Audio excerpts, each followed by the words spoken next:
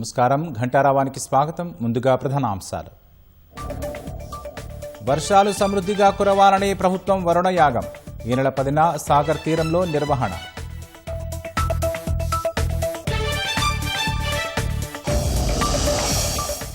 IAS Sandeep court ధిక్కరణ కేసులో high court విచారణ. గతంలో బెయిలబుల్ వారెంట్ జారీ చేసిన న్యాయస్థానం.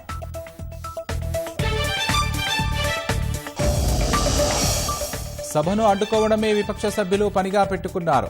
కిరణ్ రిజిజు వ్యాఖ్యలపై అభ్యంతరం వ్యక్తం చేస్తూ రాజ్యసభలో నినాదాలు.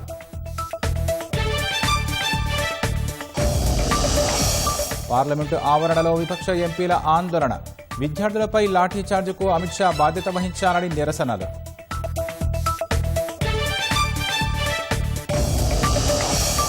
థాయిలాండ్లోని ఓ హైస్కూల్లో విద్యార్థి కాల్పులు. 3 టీచర్లు 3 స్టూడెంట్స్ మృతి.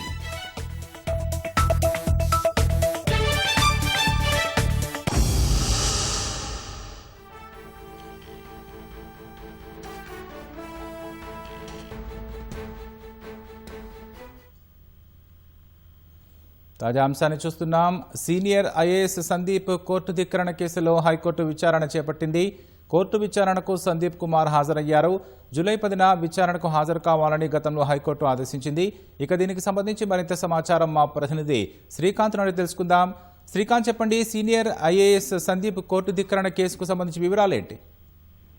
కంటోన్మెంట్ బోర్డు దాఖలు చేసిన కోర్టు ధిక్కరణ పిటిషన్ సందర్భంగా హైకోర్టు పలు కీలక వ్యాఖ్యలు కూడా చేసింది. ఉచిత పథకాల వల్ల ప్రభుత్వంపై భారం పడుతుందని చెప్పి కోర్టు ధిక్కరణ పిటిషన్ విచారణ సందర్భంగా జస్టిస్ నగేష్ భీమపాకే వ్యాఖ్యానించారు. ఆ పథకాలు అర్హులకు అందాల్సి ఉన్నప్పటికీ కొంతమంది అనర్హుల చేతుల్లో కూడా ఇవి వెళ్తున్నాయని చెప్పి కూడా సందర్భంగా వ్యాఖ్యానించారు. అయితే రైతు బంధు ఎంతో మంచి పథకమైనప్పటికీ ఇందులో కోటీశ్వరులు కూడా లబ్ధి పొందుతున్నారు. కోటీశ్వరుల ఖాతాల్లో కూడా రైతు బంధుకు సంబంధించిన డబ్బులు పడుతున్నాయని చెప్పి కూడా వ్యాఖ్యానించారు. ఇలా చేయడం వల్ల ప్రభుత్వం భారం పడుతుందని చెప్పి కూడా అన్నారు. అయితే ప్రభుత్వ వ్యవహారాల వల్ల అధికారులు కోర్టు ధిక్కరణ పిటిషన్లు ఎదుర్కోవాల్సి వస్తుందని చెప్పి కూడా ఈ సందర్భంగా వ్యాఖ్యానించారు. అధికారులను తాము కావాలని కోర్టుకు పిలిపించడం లేదని, విచారణలో భాగంగా ఇలా ఉత్తర్వులు జారీ చేయాల్సి వస్తుందని చెప్పి కూడా హైకోర్టు వ్యాఖ్యానించింది. అయితే కంటోన్మెంట్ బోర్డు కోర్టు ధిక్కరణ పిటిషన్ దాఖలు చేసింది. దీనిపై అంటే సందీప్ కుమార్ సుల్తానియా, ఆర్థిక శాఖ ముఖ్య కార్యదర్శిగా ఉన్న సందీప్ కుమార్ సుల్తానియా పైన కోర్టు ధిక్కరణ పిటిషన్ దాఖలు చేసింది. అయితే ఈ పిటిషన్ కి సంబంధించిన వివరాలను పరిశీలిస్తే 2024లో హైకోర్టు ఆదేశాలు జారీ చేసింది సందీప్ కుమార్ సుల్తానియాకు. ఏంటంటే కంటోన్మెంట్ బోర్డుకు 33 కోట్ల రూపాయలు చెల్లించాలని చెప్పి. అయితే దీనికి సంబంధించి స్టాంప్ డ్యూటీ ఉంటుంది. అంటే కంటోన్మెంట్ బోర్డు పరిధిలో ఏమైనా రిజిస్ట్రేషన్ జరిగితే సబ్ రిజిస్ట్రార్ కార్యాలయాల ద్వారా ఆ ఆదాయం మొత్తం కూడా నేరుగా రిజిస్ట్రేషన్ కి సంబంధించిన డబ్బులన్నీ కూడా ప్రభుత్వ ఖజానాలో జమ అయిపోయాయి. అయితే నిబంధనల ప్రకారం ఆ ప్రభుత్వ ఖజానాలో జమ అయిన డబ్బులో నుంచి ఒక వాటా కంటోన్మెంట్ బోర్డుకు చెల్లించాలి, మిగతా ఒక వాటా ప్రభుత్వం ఖజానాకు చేరుకోవాల్సి ఉంటుంది. అయితే ఈ డబ్బులు బకాయి పడడంతో కంటోన్మెంట్ బోర్డు పిటిషన్ దాఖలు చేసింది. ఈ పిటిషన్ పై విచారణ చేపట్టిన హైకోర్టు 2024లో ఉత్తర్వులు జారీ చేసింది.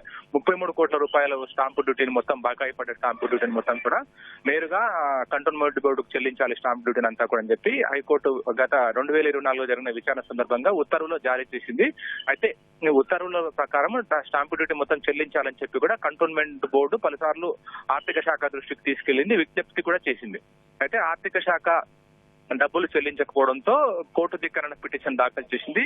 జూన్ లో కోర్టు ధిక్కరణ పిటిషన్ దాఖలు చేసిన సందర్భంలో అఫిడవిట్ దాఖలు చేయాలంటూ ఈ పిటిషన్ కోర్టు ధిక్కరణ పిటిషన్ ఎందుకు విచారణకు స్వీకరించారు అని చెప్పి సందీప్ కుమార్ సుల్తానియా పైన ఎందుకు విచారణకు స్వీకరించారు అని చెప్పి అఫిడవిట్ దాఖలు చేయాలంటూ సందీప్ కుమార్ సుల్తానియా ఆదేశించింది. అయినప్పటికీ అఫిడవిట్ కూడా దాఖలు చేయలేదు. అయితే మరోసారి విచారణ సందర్భంగా అఫిడవిట్ దాఖలు చేయకపోవడంతో నేరుగా కోర్టులో హాజరై విచారణ అంటే వివరణ ఇవ్వాలని చెప్పి కూడా సందీప్ కుమార్ సుల్తానియాను హైకోర్టు ఆదేశించింది. అంటే జూలై 10వ తేదీన మరోసారి కోర్టు ధిక్కరణ పిటిషన్ పై విచారణ జరిగింది. అఫిడవిట్ దాఖలు చేయకపోవడంతో, వ్యక్తిగతంగా హాజరై వివరణ ఇవ్వకపోవడంతో హైకోర్టు ఆగ్రహం వ్యక్తం చేస్తూ బెయిలబుల్ వారెంట్ జారీ చేసింది సందీప్ కుమార్ సుల్తానియాపై. సందీప్ కుమార్ సుల్తానియాను అరెస్ట్ చేసి కోర్టులో హాజరుపరచాలని చెప్పి కూడా హైదరాబాద్ సిపిని ఆదేశించింది. ఒకవేళ సందీప్ కుమార్ సుల్తానియా వ్యక్తిగతంగా విచారణకు హాజరవుతానని చెప్పి హామీ ఇస్తే 5,000 రూపాయల పూచీకత్తు తీసుకోవాలని చెప్పి కూడా హైకోర్టు సిపిని ఆదేశించింది. దీంతో సందీప్ కుమార్ సుల్తానియా పూచీకత్తు ఇచ్చి ఈ రోజు వ్యక్తిగతంగా విచారణకు హాజరయ్యారు. వ్యక్తిగతంగా విచారణకు హాజరైన సందర్భంలో హైకోర్టు ఈ విధంగా వ్యాఖ్యానించింది. కావాలని అధికారులను కోర్టుకు పిలిపించాలి, వాళ్ళ సమయం వృధా చేయాలనే ఉద్దేశం కోర్టుకు లేదని చెప్పి, కానీ ఈ ప్రభుత్వ వ్యవహారాల వల్ల ఖజానాకు నష్టం చేకూరుతుండనుంది. అంతేకాకుండా కోర్టు ఆదేశాలను కూడా అమలుపరచకపోవడంతో ఈ విధంగా కోర్టు ధిక్కరణ పిటిషన్ లో భాగంగా అధికారులను పిలిపించాల్సి వస్తుందని చెప్పి కూడా జస్టిస్ నగేష్ భీమా పాకే వ్యాఖ్యానించారు. అయితే కంటోన్మెంట్ బోర్డుకు 33 కోట్ల రూపాయల చెల్లింపు వ్యవహారానికి సంబంధించి సందీప్ కుమార్ సుల్తానియా వివరణ ఇచ్చారు. ఇప్పటికే 25 కోట్ల రూపాయలు విడుదల చేశాము. మరో అంటే మిగతా బకాయి పడ్డ మొత్తం డబ్బును కూడా విడతల వారిగా చెల్లిస్తామని చెప్పి కూడా సందీప్ కుమార్ సుల్తానియా కోర్టుకు తెలిపారు. అయితే కంటోన్మెంట్ బోర్డు తరపు న్యాయవాది మాత్రం దాదాపు 75 కోట్ల రూపాయలు చెల్లించాల్సి ఉంది. ఎందుకంటే 33 కోట్ల రూపాయల అదనంగా తర్వాత కూడా రిజిస్ట్రేషన్ జరిగాయి. దాదాపు 75 కోట్ల రూపాయలు ఉన్నాయని చెప్పి కూడా కంటోన్మెంట్ బోర్డు తరపు న్యాయవాది కోర్టు దృష్టికి తీసుకెళ్లారు. అయితే ఈ 25 కోట్ల రూపాయల బకాయి విడుదలకు సంబంధించి మరికొంత బకాయి విడతల వారిగా చెల్లింపులకు సంబంధించి అఫిడవిట్ దాఖలు చేయాలని చెప్పి సందీప్ కుమార్ సుల్తానియాను ఆదేశిస్తూ హైకోర్టు తదుపరి విచారణ 19వ తేదీకి వాయిదా వేసింది. ఈ 19వ తేదీ జరిగే విచారణ సందర్భంగా ఈ బకాయిలకు సంబంధించి చెల్లింపులకు సంబంధించి సందీప్ కుమార్ సుల్తానియా అఫిడవిట్ దాఖలు చేసే అవకాశం ఉంది. రాకేష్, ధన్యవాదాలు శ్రీకాంత్.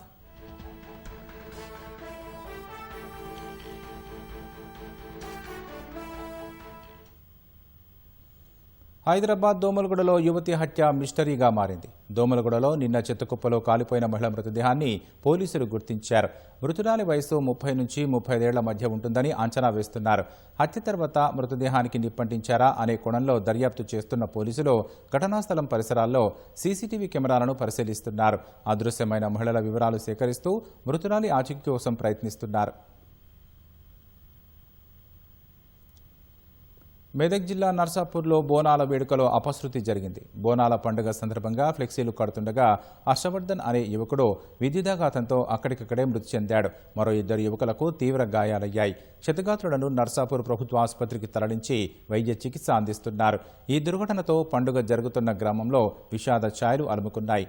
ఘటనపై పోలీసులు కేసు నమోదు చేసి దర్యాప్తు చేస్తున్నారు.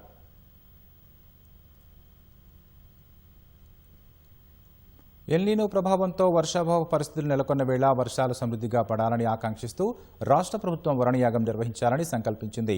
ఈ నెల 10న నాగార్జున సాగర్ తీరంలోని విజయ్ విహార్లో వరుణయాగం చేపట్టాలని ముఖ్యమంత్రి రేవంత్ రెడ్డి నిర్ణయించారు. యాదగిరిగుట్ట ఆలయ అర్చకులు ముహూర్తం ఖరారు చేయడంతో ఏర్పాట్లు చేయాలని సీఎం అధికారులను ఆదేశించారు. నీటిపారుదల శాఖ మంత్రి ఉత్తమ్ కుమార్ రెడ్డి సారథ్యంలో ఈ వరుణయాగం జరగనుంది. దేవాదాయ శాఖ ఆధ్వర్యంలో యాగ క్రతువులు జరుగుతాయని యాదగిరిగుట్ట ధర్మకర్తల మండలి తెలిపింది. యాగం అనంతరం పూర్ణాహుతిలో ముఖ్యమంత్రి పాల్గొంటారని ధర్మకర్తల మండలి చైర్మన్ ఎంఎస్ఎన్ రెడ్డి తెలిపారు. ఎగువ ప్రాంతాల్లో కురిసిన వర్షాల కారణంగా శ్రీశైలం ప్రాజెక్టుకు వరద ప్రవాహం కొనసాగుతోంది. జూరాల నుంచి శ్రీశైలానికి 2.07 లక్షల క్యూసెక్కుల ప్రవాహం వస్తోంది. శ్రీశైలం ప్రాజెక్టు గరిష్ట నీటి మట్టం 885 అడుగులు కాగా ప్రస్తుతం నీటి మట్టం 873 అడుగుల వద్దకు చేరుకుంది. శ్రీశైలం ప్రాజెక్టు గరిష్ట నీటి నిల్వ సామర్థ్యం 215 టీఎంసీలు కాగా ప్రస్తుతం 155.26 టీఎంసీలుగా ఉంది.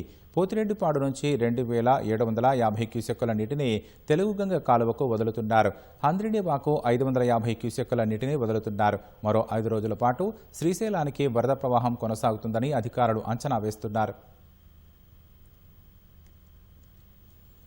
తుంగభద్ర జలాశయానికి వరద తగ్గుముఖం పట్టింది. 3 రోజుల పాటు 1,00,000 క్యూసెక్కులకు పైగా వచ్చిన వరద ప్రస్తుతం 40,000 క్యూసెక్కులు మాత్రమే వస్తోంది.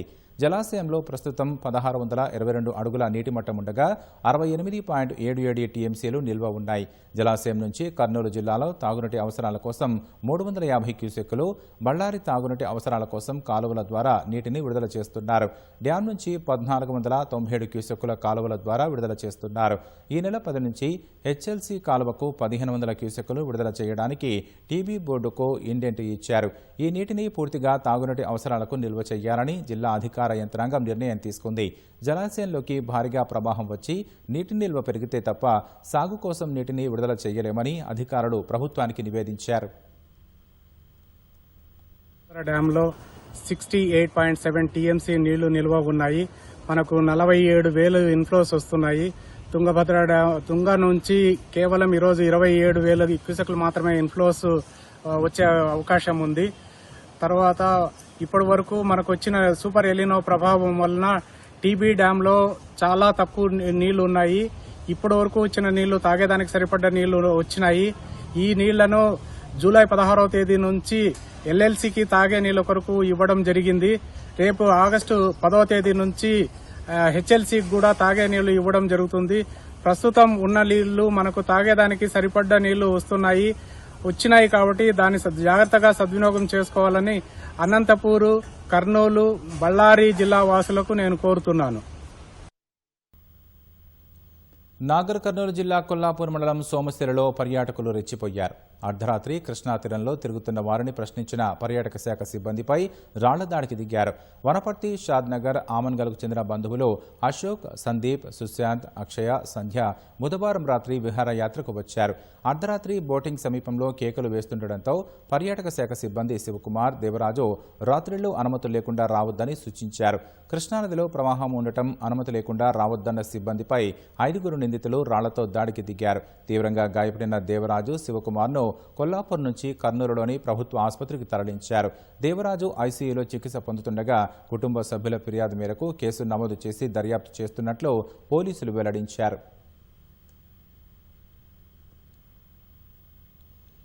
మహారాష్ట్రలో వర్షాలకు గోదావరి నదిపై ఉన్న జయక్వాడి ప్రాజెక్టు వరద భారీగా రావడంతో గేట్లు ఎత్తి నీటిని కిందకు వదులుతున్నారు.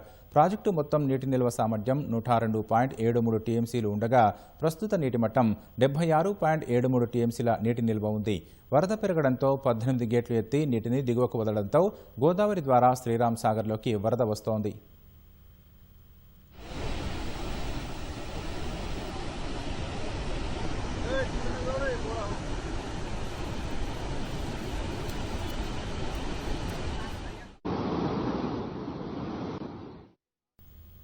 పెద్దపల్లి జిల్లా అంతర్గా మండలంలోని శ్రీపాద ఎల్లంపల్లి జలాశయంలోకి వరద నీరు వచ్చి చేరుతోంది.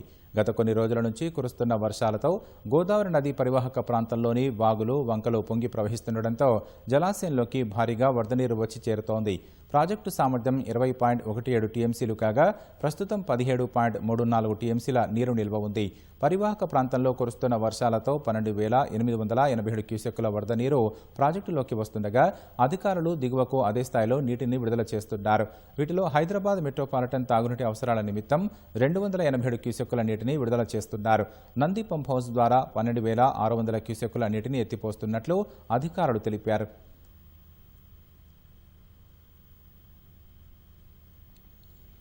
లోయర్ మానేరు ప్రాజెక్టులో భూములు కోల్పోయి ఉద్యోగ ఉపాధి అవకాశాల కోసం 2 దశాబ్దాలుగా నిరీక్షిస్తున్నప్పటికీ ఫలితం దక్కడం లేదని నిర్వాసితులు ఆవేదన వ్యక్తం చేశారు.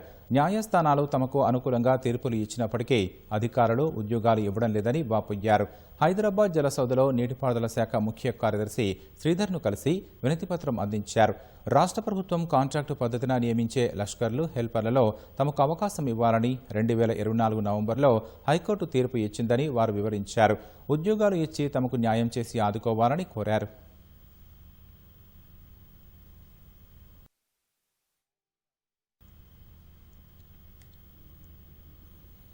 సంగారెడ్డి జిల్లా సిర్గాపూర్ మండలం గైరాన్ తండాకు వెళ్లేందుకు సరైన రోడ్డు మార్గం లేక తండావాసులు తీవ్ర ఇబ్బందులు ఎదుర్కొంటున్నారు. వర్షాకాలం వచ్చిందంటే వారి బాధలు వర్ణనాతీతం. తండాకు వెళ్లే దారిలో ఉన్న వాగు ఉప్పొంగి ప్రవహిస్తోంది. దీంతో ప్రజలు ప్రాణాలను అరచేతిలో పెట్టుకుని తాడును పట్టుకుని వాగు దాటుతున్నారు. గత 70 సంవత్సరాలుగా ప్రతి వర్షాకాలంలో ఇదే పరిస్థితి ఎదురవుతోందని తండావాసులు ఆవేదన వ్యక్తం చేస్తున్నారు. ప్రభుత్వం అధికారులు స్పందించి తమ సమస్యకు శాశ్వత పరిష్కారంగా వాగుపై వంతెన నిర్మించాలని తండావాసులు కోరుతున్నారు.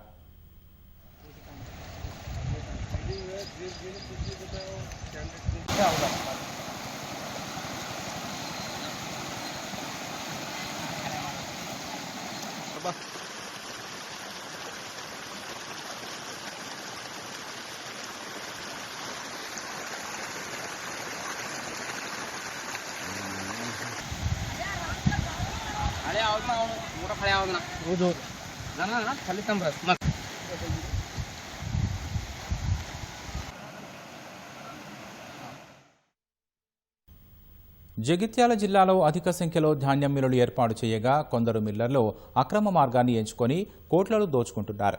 జగిత్యాల గ్రామీణ మండలం తక్కళ్లపల్లిలో 3 మిల్లులపై విజిలెన్స్ అధికారులు నిర్వహించిన సోదాల్లో 89 కోట్ల మేర ధాన్యం మాయం చేయడంతో ఒకే కుటుంబానికి చెందిన 4గురిపై పోలీస్ స్టేషన్లో క్రిమినల్ కేసు నమోదైంది. దీంతో కొందరు రైస్ మిల్లర్ల తీరు జగిత్యాల జిల్లాలో చర్చనీయాంశంగా మారగా అధికారులే మిల్లర్లకు బత్తాసు పలుకుతున్నారని ఆరోపణలు వెల్లువెత్తుతున్నాయి.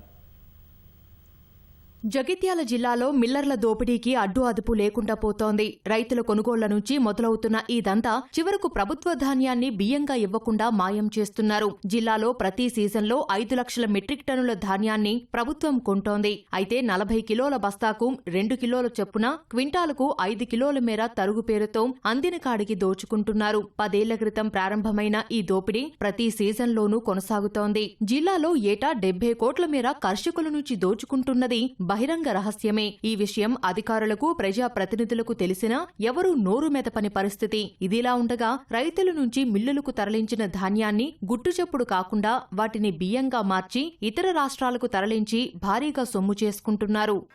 సార్ మాకు మిల్లర్లు అంటే వాస్తవంగా చూస్తే మాకు ఒక క్వింటల్ వెనుక మాకు 100 రూపాయల దాకా మమ్మల్ని దోసుకుంటారు రైతుల దగ్గర.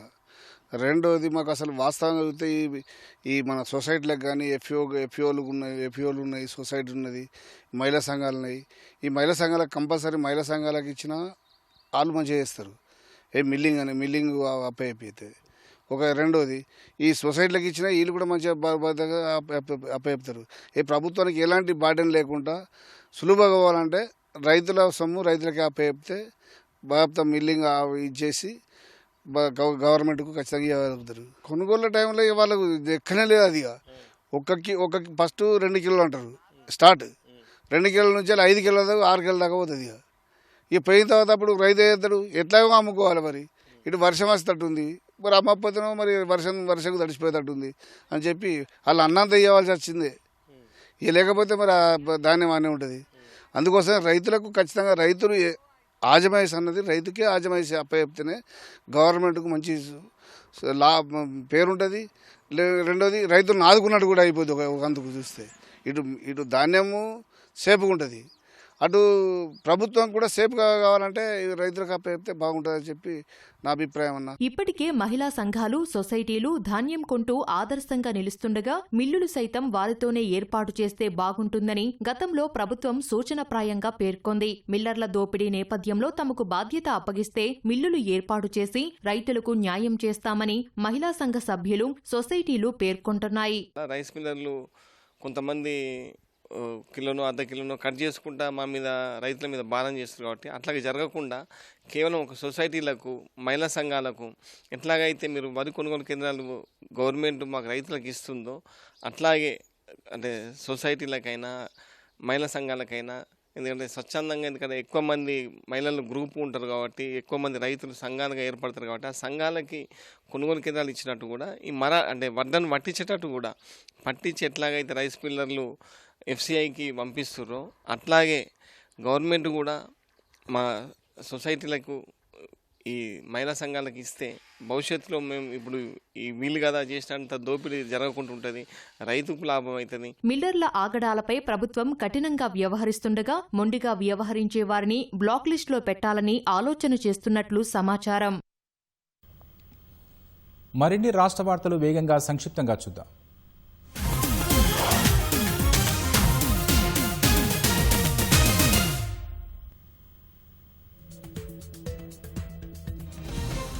దేశంలో ప్రజలకు జరుగుతున్న అన్యాయాలను ప్రశ్నించే వారిపై దేశద్రోహుల ముద్ర వేస్తున్నారని రాజకీయ విశ్లేషకుడు ప్రొఫెసర్ కె నాగేశ్వర్ ఆందోళన వ్యక్తం చేశారు.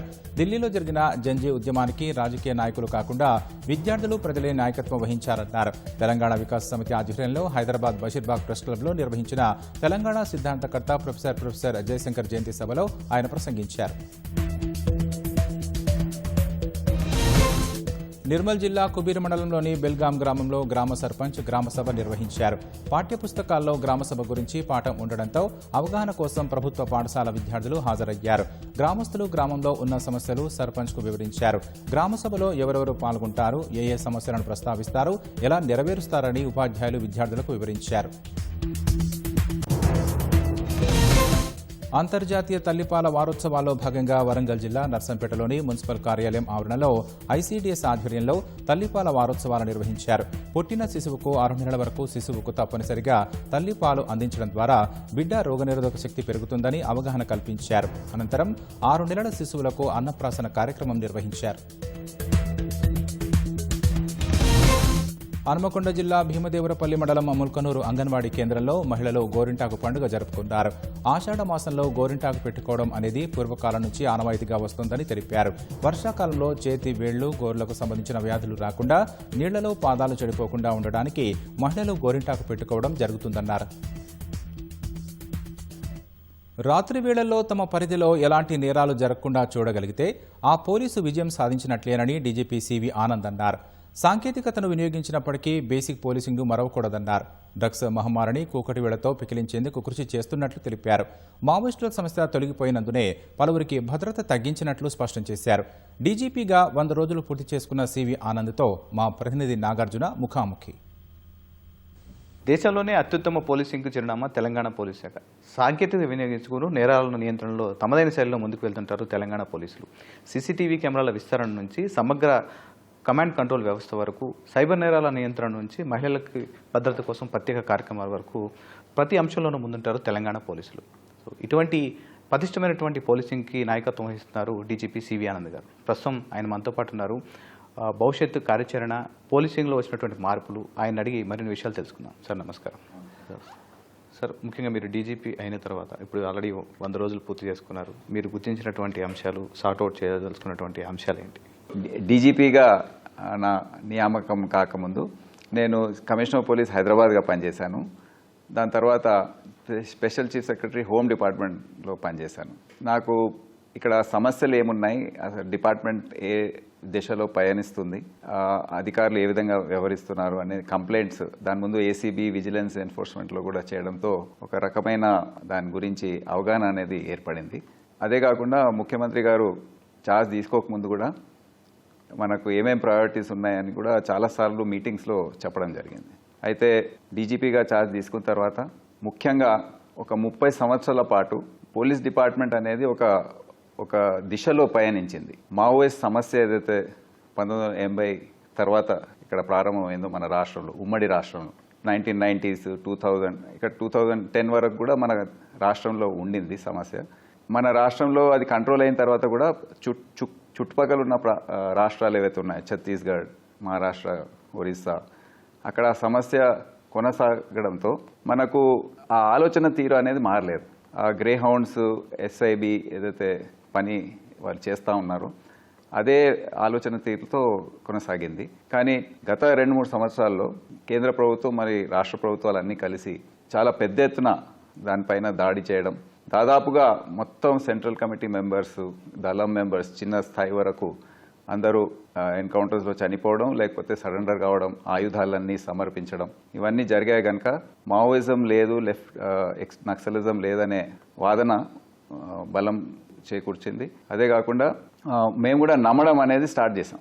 అందుకే ఇప్పుడు ఏదైతే దిశలో డిపార్ట్మెంట్ వెళ్ళిందో దాన్ని పూర్తిగా అది ఒక వేరే దిశలో తీసుకెళ్లడానికి ఇప్పుడు కొత్త సమస్యలు ఉత్పన్నమయ్యాయి. మనకేంటి, ఇప్పుడు యువతలో నార్కోటిక్స్, డ్రగ్స్, మాదక ద్రవ్యాల సమస్య చాలా ముందుకొస్తుంది. అదే కాకుండా సైబర్ నేరాలు, దాంతో ప్రజలంతా సతమతం అవుతున్నారు. ట్రాఫిక్ సమస్యలు బాగా విపరీతంగా పెరిగిపోతున్నాయి పట్టణ ప్రాంతాల్లో.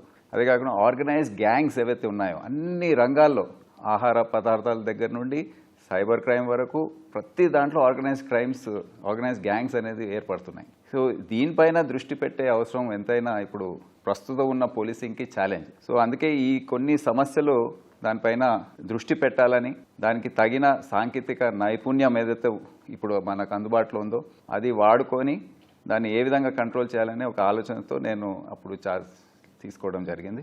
సో అదే ఆలోచన తీరుతో ఈ 100 రోజుల పాటు అనేక కార్యాచరణలు, అనేక ప్లాన్స్, మీటింగ్స్, రివ్యూస్, జిల్లా పర్యటనలు, ఇవన్నీ కూడా చేస్తూ ఉన్నాం.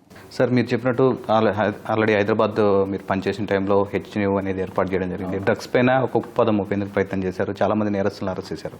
సో ఈ గంజాయి అనేది క్రమంగా సిటీల నుంచి గ్రామీణ స్థాయి వరకు పాకిపోయింది సార్. సో ఓవరాల్గా రాష్ట్ర వ్యాప్తంగా ఉన్నటువంటి పరిస్థితులు ఏదో ఉన్నాయి. గాంజా బ్యాచ్ అనేది ఒక పదం వాడుకలోకి వచ్చేసింది. సో దీన్ని పూర్తి స్థాయిలో కట్టడి చేయడానికి ఏ విధంగా ప్రయత్నాలు చేస్తున్నారు? ఈ సమస్య మనకు మన రాష్ట్రంలోనే కాదు, మొత్తం దేశంలోనే చాలా సంక్లిష్టమైన పరిస్థితిలో ఉంది.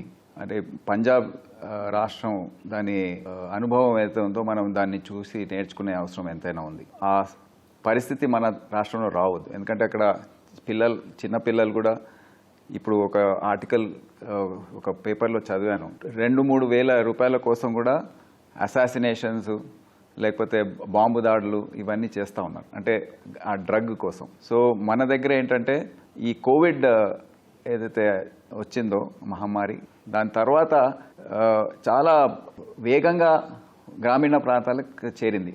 అయితే నేను ఆ రోజుల్లో సిపి హైదరాబాద్గా ఛార్జ్ తీసుకున్న తర్వాత దీన్ని అప్పటికే రాష్ట్ర ప్రభుత్వం దీన్ని ఒక చాలా ముఖ్యమైన సమస్యగా గుర్తించింది. సో మేము హైదరాబాద్ సిటీ పోలీస్ తరఫున దీనిపైన ఒక ప్రత్యేకమైన టీం పెట్టి గ్యాంగ్స్ అన్ని పట్టుకోవడం స్టార్ట్ చేశాం. దాని తర్వాత ఒక కొత్త బ్యూరో అనేది ఈగిల్ అనే బ్యూరో ఏర్పాటు చేయడం, దానిపైన చాలా తీవ్రంగా మేము ఫోకస్ చేస్తున్నాం. ఎందుకంటే అనేక రకాలుగా గాంజాయే కాదు, గాంజాయిలో కూడా అనేక రకాలుగా హ్యాష్ ఆయిల్ అని, ఈ హైడ్రోపోనిక్ గాంజా అని అనేక రకాలుగా తయారు చేసి ట్రాన్స్పోర్ట్ చేయడము, అమ్మడము. సో అందుకని దీనిపైన 100% అందరం కూడా ఒక హోమ్ గార్డ్ దగ్గర నుండి డీజీపీ వరకు దీనిపైన ఫోకస్ పెట్టి, నేను జిల్లాల్లో వెళ్ళినప్పుడు కూడా ఖమ్మం, ఏదైతే భద్రాచలం గేట్వేస్ ఉన్నాయో, ఆదిలాబాద్, అందుకే అక్కడ ఫస్ట్ వెళ్ళాను. ఎందుకంటే అక్కడ నుండే మనకు ట్రాన్స్పోర్ట్ అయ్యి వస్తుంది. అవన్నీ ఏ విధంగా అరికట్టాలి, ఏ విధంగా కోఆర్డినేట్ చేయాలి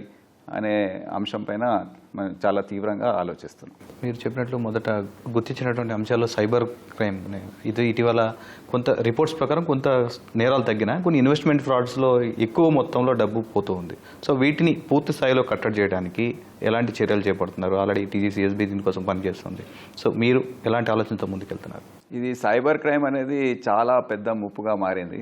గత వారం రోజుల్లోనే నాకు పరిచయం ఉన్న ముగ్గురు, ఒకరు ఒక చిన్న కంపెనీ నడుపుతున్నారు, మా ఫస్ట్ కజిన్, వారు బెంగళూరులో 80 లక్షలు పోగొట్టుకున్నారు. ఇంకొకరు డిజిటల్ అరెస్ట్ అని ఎంత చెప్పినా, వారికి 10 సార్లు చెప్పుంటాను, అయినా ఆ పరిస్థితుల వల్ల ఒక రిటైర్డ్ ఎంప్లాయీ వారు ఒక 35-40 లక్షల వరకు వారు పోగొట్టుకున్నారు. అయితే ముఖ్యంగా సైబర్ క్రైమ్లో ఏంటంటే మనిషి యొక్క ఆశ, అదొకటి మనం కంట్రోల్లో పెట్టుకుంటే, అంటే ఎవరైనా ఇప్పుడు ఇన్వెస్ట్మెంట్ ఫ్రాడ్స్ మ్యాక్సిమం, ఇప్పుడు తెలంగాణ తీసుకుంటే మీరు దోపిడీలు, దొంగతనాలు ఇవన్నీ చూసుకుంటే 250 కోట్లు ప్రజలు పోగొట్టుకున్నారు. కానీ సైబర్ క్రైమ్లో 1750 కోట్లు గత సంవత్సరం ప్రజలు పోగొట్టుకున్నారు. అంటే సైలెంట్ క్రైమ్ అన్నమాట. వాళ్ళు ఎవరు కూడా చెప్పుకోలేరు. చెప్పుకున్న కొంతమంది ఎవరైతే సైబర్ క్రైమ్ పోలీస్ స్టేషన్స్కి వచ్చి రిపోర్ట్ ఇస్తారో, అది కూడా చాలా ప్రక్రియ అనేది బ్యాంక్ అకౌంట్స్ అన్ని బ్లాక్ చేయాలి, రికవరీ ప్రాసెస్, కోర్టు, ఇదంతా చాలామంది నాకు తెలుసు కంప్లైంట్ కూడా చేయట్లేదు. అంటే వాళ్ళు అన్ని పోగొట్టుకున్నా వచ్చి కంప్లైంట్ చేయట్లేదు. గుడ్ న్యూస్ ఏంటంటే మన రాష్ట్రంలో హైయెస్ట్ రిజిస్టర్ అవుతున్నాయి. అంటే దాని అర్థము అవుతున్నాయని కాదు, అంటే మేము ఇన్వైట్ చేసి మీరు కంప్లైంట్ చేయండి అని వాళ్ళు ఇవ్వడంతో మేము దానికి తగిన కార్యాచరణ తయారు చేసి ఇప్పుడు పూర్తి అదుపు తీసుకురావడానికి ఒక పరిస్థితి ఏర్పడింది. సార్, మీరు డీజీపీ బాధ్యతలు స్వీకరించిన తర్వాత ఎంత సాంకేతిక వినియోగం ఉన్నా బేసిక్ పోలీసింగ్ అనేది చాలా ఇంపార్టెంట్ మీరు చెప్పారు. సో దీని మీద ఎలాంటి రివ్యూ చేశారు సార్? ఇప్పుడు ఏదైనా మేము ఎంత సాంకేతిక పరిజ్ఞానం వాడుకున్నా బేసిక్ పోలీసింగ్ అనేది మర్చిపోలేము ఎట్టి పరిస్థితుల్లో. ఎందుకంటే అది మాది బ్రెడ్ అండ్ బటర్ అంటారు చూడండి. అది చేయకపోతే మేము పోలీసింగ్ చేసినట్టే కాదు. ఇప్పుడు ఎస్పీలు ఉన్నారు, సిపిలు ఉన్నారు, వారు పబ్లిక్ని కలవకపోతే 3 to 5 అనే టైం ఫిక్స్ చేశాం. ప్రజల్లో అప్పుడప్పుడు గ్రామాల్లో వెళ్ళి కార్యక్రమాలు అటెండ్ చేయాలి. కమ్యూనిటీ పోలీసింగ్ అంటారు. కమ్యూనిటీతో కాంటాక్ట్ ఉంటే మీరు చెప్పిన మాట వింటారు పబ్లిక్. ఏదైనా సమస్య వచ్చినప్పుడు, కమ్యూనల్లో వచ్చినా ఏదొచ్చినా వరదలు వచ్చినా మీరు చెప్పిన మాట వింటారు. అదే కాకుండా ఎస్పీలు సిపిలే కాకుండా దాని తర్వాత డిఎస్పీలు ఉంటారు. వాళ్ళకు బాధ్యత ఉంది. అడిషనల్ ఎస్పీలు ఉన్నారు, వాళ్ళు ఇన్స్పెక్షన్స్ చేయాలి, వాళ్ళ కింద ఉన్న ఇన్స్పెక్టర్స్ వాళ్ళని గైడ్ చేయాలి. ఎస్ఐలు వస్తారు, ఎస్ఐల్ని గైడ్ చేయాలి. వాళ్ళకు పాక్సో కేసెస్ ఇవన్నీ ఇన్వెస్టిగేషన్స్ ఉంటాయి, అవి చేయాలి. అదే కాకుండా ఎస్హెచ్ఓ, అది చాలా ముఖ్యమైన పోస్ట్ మాకు. అంటే ఎస్హెచ్ఓ, ఎస్పీ, డీజీపీ, ఈ మూడే. మిగతా వాళ్ళంతా మధ్యలో సహాయం చేయడానికి. ఎస్హెచ్ఓ అనేవాడు పూర్తి పోలీస్ స్టేషన్లో మా డిపార్ట్మెంట్ రెప్యుటేషన్ ఏదైతే ఉందో అతనే డిటర్మిన్ చేస్తాడు. ఎస్హెచ్ఓ బాగుంటే పోలీస్ డిపార్ట్మెంట్ ప్రతిష్ట బాగుంటుంది. ఆయన సరిగ్గా ప్రజలతో వివరించి ప్రజల బాధలను అర్థం చేసుకొని, పెటిషన్స్ ఏవైతే ఉన్నాయో సరిగ్గా రిసీవ్ చేసుకొని, ఆ సిస్టమ్ ఏర్పాటు చేసి పోలీస్ స్టేషన్లో ఆయన కింద ఉన్న ఆఫీసర్స్ తగిన స్థాయిలో వారు స్పందిస్తున్నారనే భావం, న్యాయం, ధర్మం, కొద్దిగా నిజాయితీ, పూర్తిగా కూడా అనట్లేదు నేను. సో ఈ విధంగా కొద్దిగా విలువలు అనేది, నైతిక విలువలు పాటిస్తే ఆ ఆఫీసర్ని ప్రజలు ఎప్పుడు మర్చిపోరు. ఒక 5 సంవత్సరాల తర్వాత కూడా ఆ ఆఫీసర్ని గుర్తు చేసుకుంటారు. అప్పుడు ఆ విధంగా ఒక ఎస్ఐ, ఒక ఇన్స్పెక్టర్ పనిచేసేవాడు, ఇంత బాగా పనిచేసేవాడు అని ప్రజలు గుర్తు చేసుకుంటారు. సో ఈ విధంగా నేను ప్రతి down to the constable level వరకు మీ డ్యూటీస్ ఏంటో అనేది ఆ వీసీలో వీడియో కాన్ఫరెన్స్ ఒక 6,500 ఎస్ఐ అండ్ అబవ్ ర్యాంక్ ఆఫీసర్స్తో వీసీ పెట్టి మీ బాధ్యతలు ఏంటి అనేది చెప్పడం జరిగింది. సో దాంతో చాలా ప్రభావం వచ్చింది, చాలా మార్పు వచ్చింది. మాకు ఇప్పుడు నోట్స్ వస్తున్నాయి, అందరు కూడా వాళ్ళు పని చేసుకుంటున్నారు. ఫీల్డ్ నోట్ నుంచి మాకు ఫీడ్బ్యాక్ వస్తుంది. సార్ మీరు ప్రతి ఏరియాలో వాళ్ళు కలవాలని చెప్పారు సార్. జిల్లాలో కావచ్చు, హైదరాబాద్ సిటీలో కావచ్చు, నైట్ని డామినేట్ చేయడం అనేది పోలీసింగ్కి ఎంత అవసరం? అది చాలా కీలకమైన అంశం పోలీసింగ్లో. నైట్ పెట్రోలింగ్, రాత్రి పూట గస్తీ ఏదైతే ఉందో, నైట్ డామినేట్ చేస్తే ఆ పోలీస్ చాలా స్ట్రాంగ్ అనమాట. ఎందుకంటే రాత్రి సమయంలోనే అందరూ బయటకు వస్తారు. మాకు కావాల్సిన వాళ్ళు పోలీస్కి దొంగలు, రౌడీలు, అందరూ ఇక కేడీలు. సో వారు ఇంట్లో ఉన్నారా లేదా చెక్ చేసుకోవడం, ఏం చేస్తున్నారు ఆ టైంలో, భార్య పిల్లలు ఎక్కడున్నారు, ఉపాధి కోసం వాడు ఏం చేస్తున్నాడు, సర్ప్రైజ్గా వెళ్తే ఉన్నాడా లేదా, ఎక్కడున్నాడు, ఆ రౌడీ ఏం చేస్తున్నాడు, ఈ విధంగా చెక్ చేసుకొని ఎక్కడైతే ఆ గస్తీ తిరిగే ప్రాంతం ఏదైతే ఉందో అక్కడ ఉంటే దొంగలు కూడా వాళ్ళు చూస్తుంటారు. పోలీస్ మూవ్మెంట్ లేకపోతే వాళ్ళు రెచ్చిపోతారు. నేను ఎప్పుడు కూడా ఏం నమ్మానంటే policing lives by its night policing. అంటే మేము డేలో ఎంత హడావిడి చేసినా నైట్లో అందరు పడుకున్నప్పుడు మా వ్యవస్థ, గస్తీ వ్యవస్థ, నేను విజయవాడ సిపిగా పనిచేసిన నాకు గుర్తుంది. నేను 2-3 AM వరకు నేను రోడ్డు పైన తిరిగి ఎన్షూర్ చేసుకునేవాడిని. అంటే ఒక నమ్మకం అన్నమాట, ఈ నైట్ పూట మనము ప్రజల్ని కాపాడాలి, నేను తిరిగితే అందరు తిరుగుతారు, ఆ విధంగా. సో అది చాలా ముఖ్యమైన అంశం పోలీసింగ్కి, ఒక గీటురాయి అని మేము చెప్పవచ్చు. పోలీసులు ఎంత సేవ చేస్తున్నా సరే ఇందులో కొంతమంది అధికారుల వల్ల కొంత చెడ్డ పేరు డిపార్ట్మెంట్కి వస్తుంది sir. Including senior IPS officer కూడా కొంత అవినీతి ఆరోపణలు వస్తుంటాయి. సో వీటి గురించి మీరు ఏం చెప్తారు?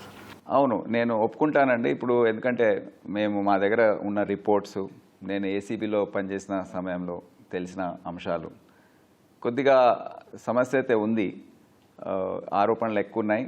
ఆ శాతం ఏదైతే ఉందో ముందు కూడా ఉండేది, కానీ ఆఫీసర్ల సంఖ్య ఎవరిపైన ఆరోపణలు వచ్చేదో అది తక్కువ ఉండేది. ఇప్పుడు కొద్దిగా పెరిగింది. నేను అనుకుంటాను కొద్దిగా మెంటరింగ్ అనేది, అంటే వాళ్ళని గైడ్ చేయడము, చెప్పడము, కొద్దిగా ఇండివిజువలిస్టిక్ బిహేవియర్ ఏది జనరేషన్ది కొద్దిగా ఉందో అవన్నీ కూడా అర్థం చేసుకొని చెప్తే తప్పకుండా వింటారండి. నేను కూడా చూశాను, మాట్లాడాను చాలామందితో 1-to-1.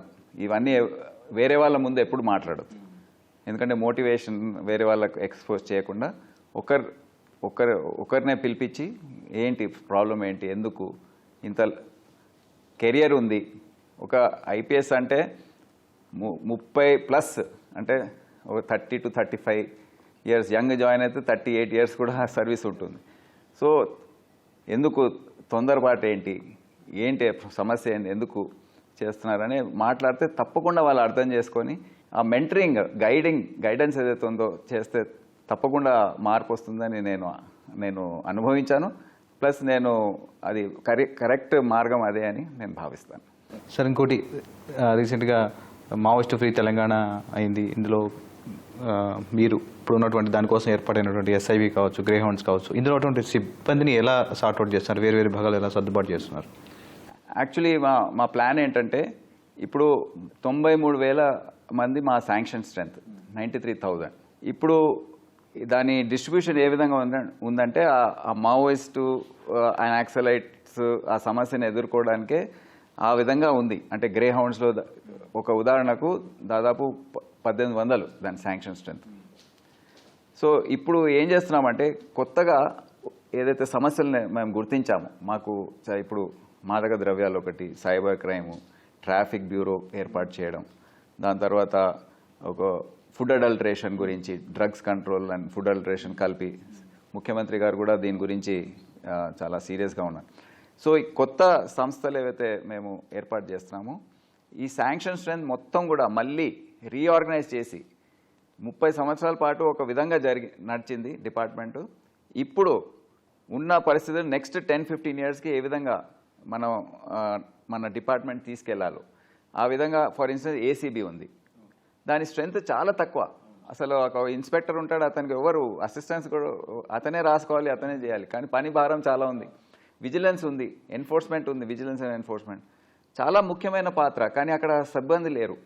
సో మాకు ఎక్కడైతే అవసరం లేదో, ఎక్కడైతే తగ్గించుకోగలుగుతామో అక్కడ తగ్గించుకొని ఈ శాంక్షన్ స్ట్రెంత్ అన్నీ కూడా మళ్ళీ రీడిస్ట్రిబ్యూట్ చేస్తున్నాం. ఇప్పుడు ఎక్కడైతే మేము గ్రే హౌండ్స్ సిబ్బందిని, ఆక్టోపస్ సిబ్బందిని తగ్గించుకున్నామో ఇప్పటికే traffic bureau, vigilance enforcement, food adulteration and drugs control మరియు ఇటువంటి కొత్త ఏజెన్సీస్ ఏవైతే మేము వింగ్స్ ఏర్పాటు చేస్తున్నామో, T-Spark అని, అంటే టెక్నాలజీ కోసం, ఇప్పుడు టెక్నాలజీ వాడుకోవడానికి మా సిబ్బంది వాళ్ళు అదే ప్లేన్లో లేరు. ఏదైతే ఆర్టిఫిషియల్ ఇంటెలిజెన్స్ ఇప్పుడు అవైలబుల్ ఉందో దాన్ని వాడుకోవాలంటే కొద్దిగా నూతనమైన ఆలోచనలు ఉండాలి. యంగ్స్టర్స్ని పెట్టి ఆ సిబ్బంది వారికి ఇచ్చి దాన్ని కూడా స్ట్రెంథన్ చేయడానికి మేము పూర్తి కార్యాచరణ తయారు చేసుకున్నాం. సో ఆ దిశగా వెళ్తున్నాం, అంటే to prepare the department for next 10-15 years. Traffic అనేది ఒక అతిపెద్ద సబ్జెక్టు, దాని మీద మీరు గతంలో ఫోకస్ చేశారు. సో త్వరలో ట్రాఫిక్ బ్యూరోని మొత్తం పూర్తి స్థాయిలో కోఆర్డినేట్ చేసేందుకు బ్యూరోని ఏర్పాటు చేయబోతున్నారు. సో అది ఏ విధంగా ఉండబోతుంది, దానికి ఏ విధంగా ప్రణాళికలు చేస్తున్నారు? ట్రాఫిక్ సమస్య అనేది ఇక్కడే కాదు, హైదరాబాద్ ఈ 4 కమిషనర్సే కాదు, నిజామాబాద్ పట్టణం, వరంగల్, కరీంనగర్ ఇటువంటి పట్టణ ప్రాంతాల్లో కూడా మనము ట్రాఫిక్ గురించి ఒక ప్రజలకు అది కావాల్సిన చర్య, అంటే పోలీస్ డిపార్ట్మెంట్ తరఫున, ప్రభుత్వ తరఫున ప్రభుత్వం ఏం చేస్తుంది ట్రాఫిక్ రెగ్యులేట్ చేయడానికి అనేది అడుగుతున్నారు. సో అదొక ప్రయారిటీ ఏరియా. సో దానికి మేము ఇప్పటికేంటంటే ఇప్పుడు కమిషనరేట్లో ప్రతి యూనిట్లో జిల్లాలో ఒక ట్రాఫిక్ వింగ్ ఉంటుంది. ఎవరు పడితే వాడు వాళ్ళ కార్యాచరణ ప్రకారం, వాళ్ళ ప్రణాళిక ప్రకారం వాళ్ళు చేస్తుంటారు. వీళ్ళు రాష్ట్ర స్థాయిలో కోఆర్డినేషన్ అనేది లేదు. మన ORR ఉంది, దాని పెట్రోలింగ్ ఎవరు చేయట్లేదు. అక్కడ విపరీతమైన యాక్సిడెంట్స్ జరుగుతున్నాయి. మన హైవేస్ ఉన్నాయి, ఇన్ని హైవేస్ మన రాష్ట్రం నుంచి వెళ్తున్నాయి. దాదాపు 7,500 మంది చనిపోయారు గత సంవత్సరం రోడ్ యాక్సిడెంట్స్లో. సో ఇవన్నీ కొద్దిగా హైవే పెట్రోలింగ్, ORR పెట్రోలింగ్, ఇప్పుడు రీజనల్ రింగ్ రోడ్ వస్తే దాని పెట్రోలింగ్, ప్లస్ ఒక ప్రణాళికబద్ధంగా, అంటే standardised traffic enforcement, standardised traffic engineering and traffic education అనేది తీసుకురావడానికి ఒక traffic management and road safety bureau అనేది ఏర్పాటు చేయాలని ముఖ్యమంత్రి గారు ఆదేశాలు ఒక 6 నెలల క్రితమే ఇచ్చారు. దానిపైన ఇప్పుడు 3 నెలల నుండి చాలా సమీక్షలు చేసి సీఎం గారికి మేము ప్రెజెంటేషన్ కూడా ఇచ్చేసాము. అది వర్క్ అవుతుంది. దాని ఫండింగ్ ఏ విధంగా, ఫండ్స్ ఏ విధంగా, మేము ఏమేమి చిన్న దాంట్లో ఏం ప్రతిపాదించామంటే చిన్న చర్యలు ఏవైతే ట్రాఫిక్ పోలీస్ చేపట్టగలుగుతుందో, for instance traffic signals maintain చేయడం, ఇప్పుడు ఏంటంటే మున్సిపల్ కార్పొరేషన్ వాళ్ళు చేయాలి. అది చేయాలంటే వారు చాలా ఆలస్యం అవుతుండే, వాళ్ళ టెండర్ ప్రాసెస్ ఇవన్నీ కూడా. అదే కాకుండా లైన్స్ ఉంటాయి సిగ్నల్ దగ్గర, స్టాప్ లైను, జీబ్రా లైన్స్, అవి కూడా మనం సరిగా వాళ్ళు వేయాలంటే చాలా కష్టసాధ్యం. అది అంటే ప్రాసెస్ ఉంటుంది. అవన్నీ కూడా ట్రాఫిక్ పోలీస్ ఈ బ్యూరో ద్వారా మేము చేపట్టగలిగితే ప్రజలకు మంచి ఇంకా మెరుగైన ట్రాఫిక్ మేనేజ్మెంట్ సేవలు అనేది అందించగలమని దాంట్లో ప్రతిపాదించాం. అది ఇంకా పరిశీలన ఉంది, ఇంకా డిస్కషన్ కొద్దిగా జరుగుతుంది. దాని తర్వాత ఆ జియో స్టార్ట్ అయిన తర్వాత దానికి దాదాపు 300 మంది గ్రే హౌండ్స్ నుండి ఆక్టోపస్ నుండి సివిల్ నుంచి మేము ఆల్రెడీ పెట్టాం. అది కొద్ది వెహికల్స్ ఇవన్నీ శాంక్షన్ అయిపోతే మేము ఇమీడియట్గా దానిపైన పని స్టార్ట్ చేయడానికి రెడీగా ఉన్నాం. అంటే ఈ ఆహార కల్తీకి సంబంధించిన దాంట్లో రాష్ట్రంలో అన్ని చోట్ల రైడ్స్ అయినాయి. ఫుడ్ సేఫ్టీ వాళ్ళు అండ్ పోలీసులు అండ్ హైదరాబాద్ పోలీసులు హెచ్ ఫాస్ట్ అని ఏర్పాటు చేశారు. సో రకరకాల చోట్ల అల్టరేషన్ కావచ్చు, తర్వాత కుళ్ళిపోయిన ఆహార పదార్థాలు మనం చూస్తున్నాం సార్. దీనికోసం ఒక ప్రత్యేక విభాగం కూడా రాబోతుందని విన్నాం. సో దాని గురించి అది ఎంత అవసరం ప్రజలకి, ప్రజారోగ్యానికి? ఇప్పుడు ఈ కల్తీ ఆహారం ఏదైతే ఉందో అది ఎటువంటిదంటే, ఇప్పుడు మీరు కూర్చొని ఉన్నాం కదా, మనకు ఏ రోజు ఎప్పుడు క్యాన్సర్ రిపోర్ట్ అవుతుందో మనకు తెలియదు. ఆ విధంగా ఉంది పరిస్థితి. మనం అనుకుంటాం చాలా బాగున్నాము, ఎక్సర్సైజ్ చేస్తున్నాం ఇదని, కానీ డాక్టర్ దగ్గర వెళ్తే మీకు క్యాన్సర్ వచ్చిందంటారు. అంటే ఎప్పుడు ఏ తప్పు చేయలేదు, ఏమి తినలేదు, ఏమి తాగలేదు, స్మోకింగ్ చేయలేదు. మళ్ళీ ఇటువంటి చాలా ఉదాహరణలు ఈ మధ్య నేను చూస్తున్నాను. అయితే చాలా మనకు అతి అవసరమైన సమస్య ఇది, ఫుడ్ అడల్టరేషన్. అది సరి అయిన దానికి నిఘా లేకపోవడం, ఒక ఆర్గనైజేషన్ లేకపోవడం, దానికి సిబ్బంది లేకపోవడంతో మన రాష్ట్రంలో కొద్దిగా ఆ సమస్య ఎక్కువైంది. మనం అది గుర్తించాలి. సో ఈ సమస్యని ముఖ్యమంత్రి గారు ప్రభుత్వ స్థాయిలో అందరం కూడా గుర్తించి ఒక food adulteration and drugs control అని 2 విభాగాలు ఉన్నాయి. అది సెపరేట్గా ఉన్నాయి. రెండిట్లో కూడా స్టాఫ్ సరిగా లేరు, ఆఫీసర్స్ సరిగా లేరు. అయితే ముఖ్యమంత్రి గారు ఏం చెప్పారంటే 2 కలిపేయండి. వేరే రాష్ట్రాల్లో కలిపేశారు, ఇతర దేశాల్లో కూడా అన్నిట్లో food and drug administration FDA అని ఉంటుంది. సో ఆ విధంగా ఒక సేఫ్ అనే ఒక ఆర్గనైజేషన్ ఇప్పుడు ఆల్రెడీ జియో దాని డిస్కషన్స్ అయిపోయి చీఫ్ సెక్రటరీ సంజయ్ జాజు గారు దానిపైన చాలా సుదీర్ఘంగా చర్చించి జియో ఏదైతే ఉందో అది 2-3 రోజుల్లో రాబోతుందని తెలిసింది. సో దాని ద్వారా ఏంటంటే ఒక కమిషనర్ ఉంటారు, చీఫ్ కమిషనర్, వారి ఆధ్వర్యంలో ఈ 2 విభాగాలు ఉంటాయి. ఒక ఎన్ఫోర్స్మెంట్ వింగ్ ఉంటుంది, ఒక ల్యాబ్ టెస్టింగ్ వింగ్ ఉంటుంది, ఒక ప్రాసిక్యూషన్ వింగ్ ఉంటుంది. సో దాడులు చేయడం, చెక్కింగ్ చేయడం, ఇంటెలిజెన్స్ గ్యాదర్ చేయడం, ఇవన్నీ కల్తీ ఆహారాలు ఏవైతే ఉన్నాయో దానిపైన పూర్తి స్థాయిలో, అంటే పెస్టిసైడ్ వాడడం అక్కడ నుండి స్టార్ట్ చేస్తే సరఫరా, రవాణా, సరఫరా వరకు అన్నీ దాంట్లో వింగ్ ఏదైతే కొత్తగా ఏర్పడుతుందో అది చూసుకోవడం చాలా అవసరం. ఇది మనకు ఇప్పుడు సమాజంలో ఈ ఆరోగ్య సమస్యలు, తెలంగాణలో highest number of cancer cases report అయ్యాయని రిపోర్ట్ కూడా నేను చదివాను. సో ఇది మోస్ట్ ఇంపార్టెంట్ రిఫార్మ్ అని నేను భావిస్తున్నాను. సార్, మావోయిస్టు ప్రభావం తగ్గిన తర్వాత చాలామందికి వెహికల్స్ అనేది తగ్గించారు. మీరు కూడా ఒక 3 వెహికల్స్ సరెండర్ చేశారు. సో ఇది బయట చర్చనీయాంశమైంది. చాలామందికి భద్రత ఎంత తగ్గించారనేది. సార్ దీని మీద ఏం చెప్తారు? ఇప్పుడు మనం అర్థం చేసుకోవాలి, దీనిపైన చాలామంది రాజకీయం చేయడం ఇదంతా చేశారు. ఇప్పుడు మనకు ఒక సమస్య ఉండింది, నక్సలైట్ సమస్య. దాంట్లో చాలామంది ఆఫీసర్స్ టార్గెట్ చేశారు పొలిటికల్ దాంట్లో. అది అప్పుడు ఉన్న పరిస్థితుల్లో సరైన పని చేయాలి. ముఖ్యమంత్రి అప్పుడు ఉన్న సిట్టింగ్ ముఖ్యమంత్రి పైన దాడి చేయడం, మన అప్పుడు మాజీ హోంమంత్రిని అసాసినేట్, ఇట్లా చాలా సంఘటనలు జరిగాయి. IPS ఆఫీసర్సే 3-4 వాళ్ళు కాల్చి చంపారు. సో ఈ విధంగా జరిగాయి. కానీ 2010 తర్వాత మన రాష్ట్రంలో కంట్రోల్లో ఉంది, కానీ ఇతర రాష్ట్రాల్లో ఆ సమస్య ఉంది. సో అయితే కొనసాగించాం. ఇప్పుడు ఆ సమస్య లేదు. సెంట్రల్ కమిటీ మెంబర్స్ మిగతా వాళ్ళందరూ కూడా సరెండర్ అయిపోయారు, ఆయుధాలన్నీ సమర్పించారు. ప్రభుత్వం కూడా డిక్లేర్ చేశాయి మావోయిజం సమస్య లేదు, వాళ్ళపైన నిఘా ఉంది. ఎవరు కూడా క్యాడర్ కూడా ఎవ్వరు లేరు, ఒక 2-3 తప్ప ఇంకెవ్వరు లేరు. వాళ్ళు ఇంకా రీగ్రూప్ కావడానికి కూడా అవకాశం లేదు. ఇటువంటి పరిస్థితుల్లో, ఎందుకంటే బుల్లెట్ ప్రూఫ్ కార్స్ ఉన్నాయి చాలా మంది దగ్గర, అది 15 సంవత్సరాల నుంచి కొనసాగుతున్నాయి. అదే కాకుండా సెక్యూరిటీ ఉంది, గార్డ్స్ ఉన్నారు, ఫ్రంట్ గార్డు, బ్యాక్ గార్డ్ అని, ఎస్కాట్స్, పైలట్స్, ఇవన్నీ కూడా కొనసాగుతున్నాయి. ఇవన్నీ కూడా ఏం డిస్టర్బ్ చేయలేదు. అయితే ఒక నిర్ణయం తీసుకోవడం జరిగింది. ఇక్కడే కాదు, దేశవ్యాప్తంగా ఈ నిర్ణయం తీసుకోవడం. ఏపీ రాష్ట్రంలో చేశారు, మధ్యప్రదేశ్లో చేశారు, ఢిల్లీలో చేశారు. మేమే కాదు, ఇది మొత్తం దేశ స్థాయిలో జరిగిన కార్యాచరణ. ఇది రివ్యూ చేశారు. సెక్యూరిటీ రివ్యూ కమిటీ అనేది ఉంటుంది, దాంట్లో కేంద్ర ప్రభుత్వ అఫీషియల్స్ ఉంటారు. అందరు కూర్చొని ఇప్పుడు ఈ విధంగా ఉంది సార్, ఈ ఆఫీసర్ ఈ విధంగా పనిచేశారు, సరే వారికి మినిమం సెక్యూరిటీ ఉండాలి, కానీ అంత పాత స్థాయిలో కాకుండా ఈ విధంగా ఉండాలి అనే నిర్ణయం తీసుకున్నారు. తీసుకొని ఎవరికైతే అవసరమో, అంటే ఇంకా కొన్ని రోజులు కొనసాగించడం, ఎవరికైతే అవసరం లేదో తగ్గించడం, ఎవరు కూడా తీసేయడం అనేది జరగలేదు. మినిమం సెక్యూరిటీ ఉంది వాళ్ళకు.